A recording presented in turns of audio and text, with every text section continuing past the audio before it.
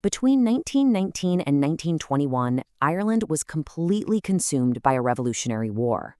It was a guerrilla conflict that put a small but incredibly determined Republican army up against the full might of the British Empire. This war, well, it would bring an end to centuries of British rule for most of the island and literally redraw the map.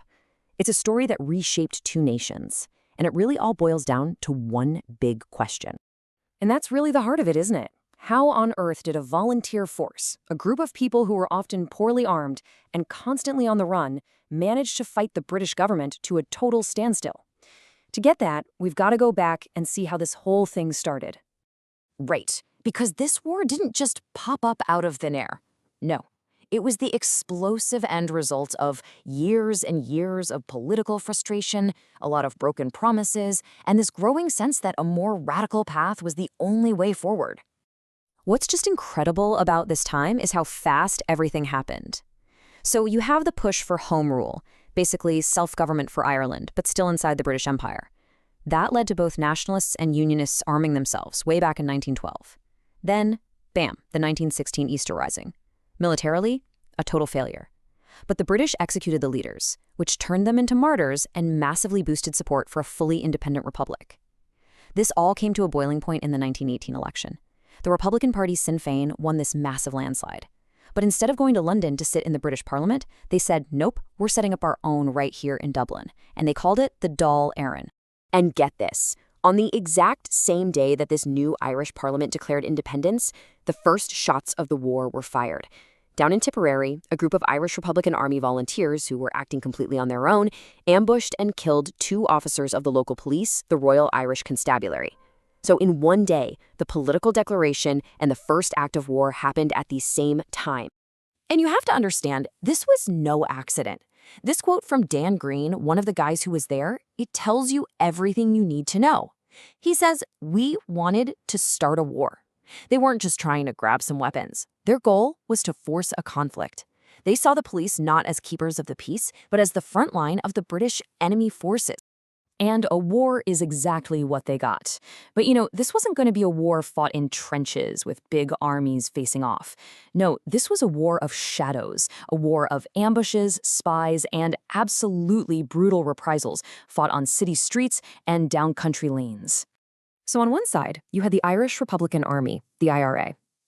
Now on paper, they had way more men, but the real fighting was done by about 15,000 active volunteers. They were organized into these small, supermobile units they called flying columns.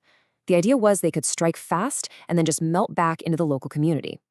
And this is the crucial part. They had the support of the people, which gave them food, shelter, and intelligence, a massive advantage that a regular army just couldn't compete with. And this table just lays out the sheer mismatch here. It was a real David versus Goliath situation. For the Irish Republic, you had political leaders like Eamon de Valera and the military mastermind Michael Collins. Their force, those 15,000 or so active IRA men, and they were up against the full power of the British state, led by Prime Minister David Lloyd George, with the British Army, the police, and new paramilitary groups, all told well over 42,000 men. It was the definition of an asymmetric war.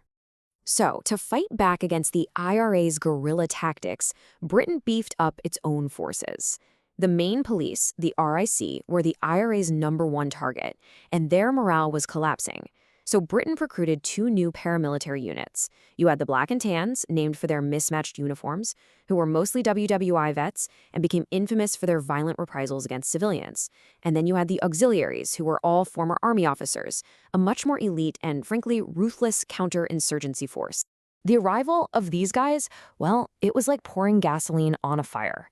The war immediately entered a new, much more vicious phase. One that was just defined by this awful, spiraling cycle of attack and revenge.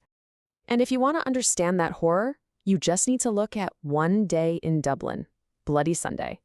So the day starts with this perfectly coordinated IRA operation. Michael Collins had this elite hit squad, known simply as the Squad.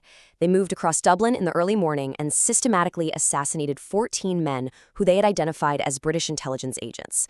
It was an absolutely devastating blow to Britain's spy network in the city. But the payback was fast, and it was completely indiscriminate. That same afternoon, Crown forces drove armored cars into Croke Park right in the middle of a huge football match. They opened fire into the crowd. They killed 14 civilians, including one of the players on the field. The fact that the numbers are identical, it's just chilling. And, the violence wasn't just between the IRA and the Crown forces. Up in the Northeast, especially in Belfast, the conflict took on this really ugly sectarian flavor. Most of the city's Catholic population wanted independence, while the Protestant majority were fiercely loyal to the UK. It led to just savage communal violence. Nearly 500 people were killed, most of them Catholic. So, just to give you a sense of how intense things got, look at this number. Over 1,000 people were killed in just the first 7 months of 1921.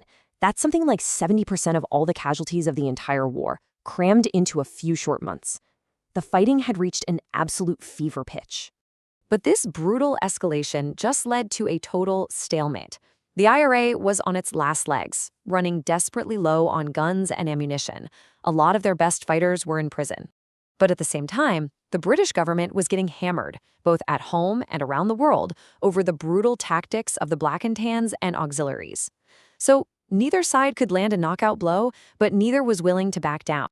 So with a military win out of reach for both sides, the whole game shifted. It went from the battlefield to the negotiating table. But the peace that came out of it, well, it would come at a truly terrible price. Okay, so the road to a deal basically happened in 3 steps. First, a truce was finally called in July 1921, and the shooting stopped.